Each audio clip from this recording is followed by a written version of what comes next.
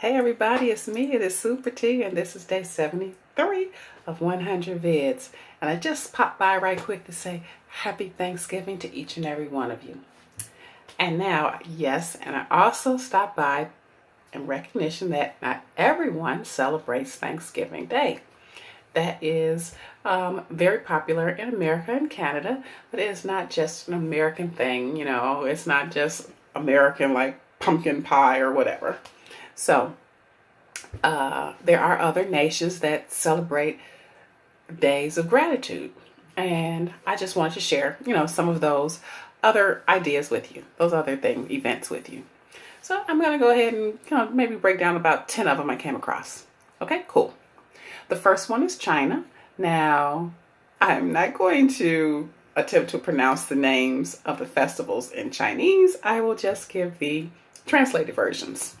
So for China, it is the Moon Festival. They gather for 3 days, family gathering, and they feast. And they like to do it featuring something called moon cakes. Now, moon cakes are sweet cakes filled with sesame seeds, ground lotus seeds, and duck eggs embossed with the baker's insignia. Now, the moon cake center is filled with a salty yolk, and it's to represent the full moon. Families and friends often exchange them as a sign of unity and peace. Cool. Okay. And then now there's Vietnam. They celebrate a festival called the Children's Festival. And this is folklore says that it began because when there was a harvest, during the harvest season, the parents were so busy that they wanted to make amends to the children for leaving them alone for so long. So the parents would shower their children with love and appreciation. That's cool. And a candlelight procession at dawn with handmade lanterns. Man, I bet that is beautiful. Okay. Number 3, South India. Now, South India has a harvest festival as well. And it is a 4-part celebration. So for 4 days, they do different events. And the families, the families give different types of offerings each day. Let's say, so for the first day, the harvest offering is for their harvest is bountiful. Then the second day is the sun god, and they have a special dish and sugarcane sticks. The third day, they pay thanks to the cows and the bulls, painting and decorating the animals. And on the final day, the people travel to see their family and friends, to share their crops, and to give thanks to a successful harvest. Attitudes of gratitude, dudes. Okay. Number 4, the United Kingdom. Now, the United Kingdom has a harvest festival. Now, this came about when they had a bountiful they want to pray for a bountiful harvest, and to do that, to ensure that they wanted to appease the fertility gods. So therefore, they would take the they thought that taking a what is this called, a sheath, the first cut sheaf of the corn, and then they sacrifice an animal, and they take the first cut of the sheaf and they make it into a doll and hang it in the rafters to ensure good spirits. So that's what was going on with that. And so now today they still make the dolls, and they add on fruits and vegetables, and they take them to the churches and schools, and they distribute them to the elderly and the needy in the community. So that's pretty cool. That's what they do for their harvest festival. And then Germany. Yeah, Adam, perhaps you can tell me how to pronounce it. But anyway, in Germany, they also have a traditional harvest crown that they present to the harvest queen. And the celebration, and they have all kinds of music and dancing and bounty of fruits and vegetables from the harvest. And it's not as big and grand as the American Thanksgiving, but still, it's full, it's full about fun and fireworks, and and they, instead of turkeys, they have chickens, and which they fatten up for the feast. And, at night they have lanterns and torch parades and fireworks for the children. So it's still all about the attitude of gratitude. Now, in Brazil, they have days of Thanksgiving.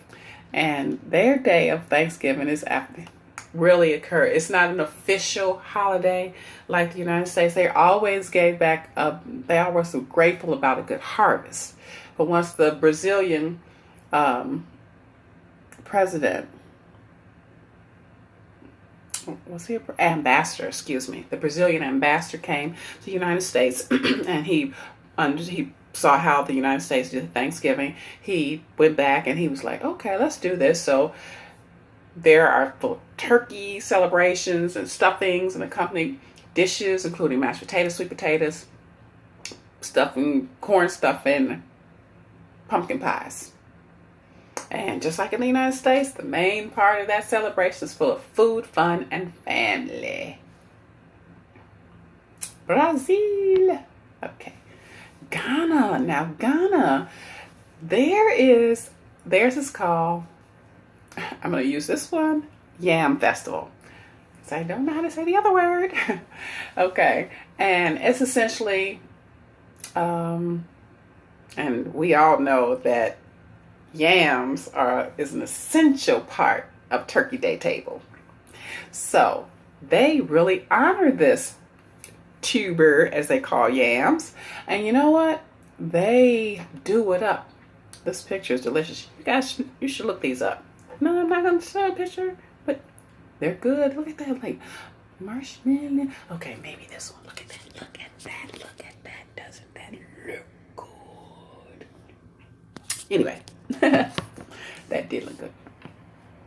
So they would, now what they do is the special yams dish, like mashed yams with hard-boiled egg, are prepared with another dish.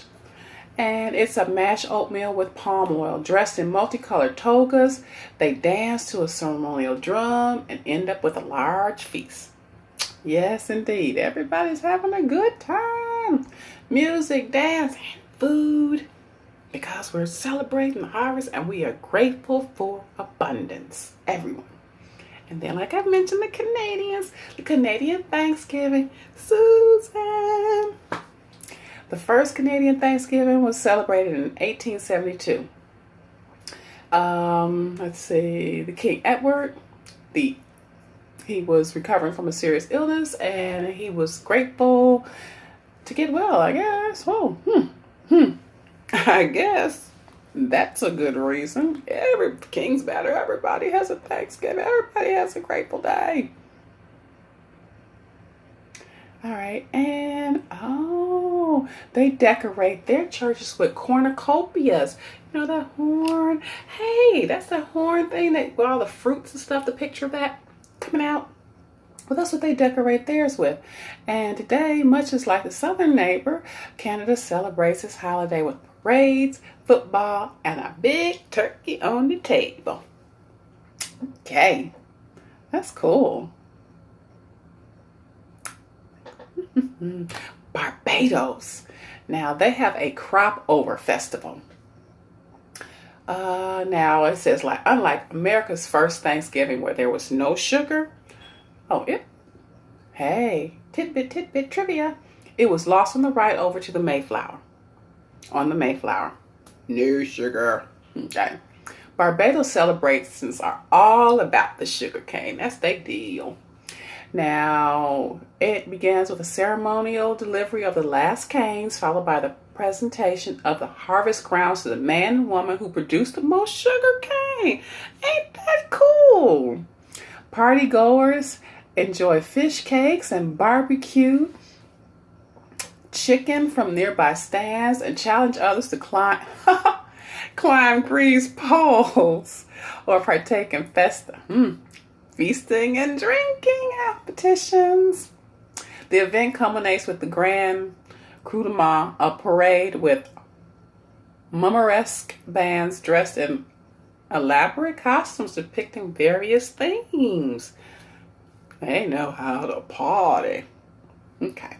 And number 10, Malaysia. Now, as in the U.S., we're all about the turkey and the main dishes. And as in Ghana, they celebrate a side dish, which is yam. So Malaysia also celebrates one of our side dishes as a main dish, and it's rice. Now, this is a religious holiday, and it's observed in May, and often as after a season in the rice paddies. To honor the rice god, Samangat. See, my first attempt at saying one of those words.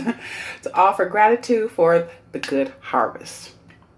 So, carnivals are an important part of the celebration, as are cultural programs, agricultural shows, buffalo races, and traditional games.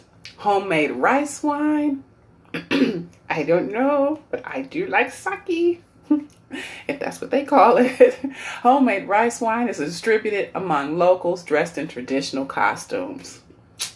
I'm gonna make a trip. Well, that's my 10. So I hope you guys enjoyed it. And I hope you guys are having your own traditional, non-traditional, or whether you celebrate Thanksgiving per se, always keep that attitude of gratitude and celebrate that. All right? I'm wishing you a beautiful evening and an even better tomorrow. Enjoy. Peace.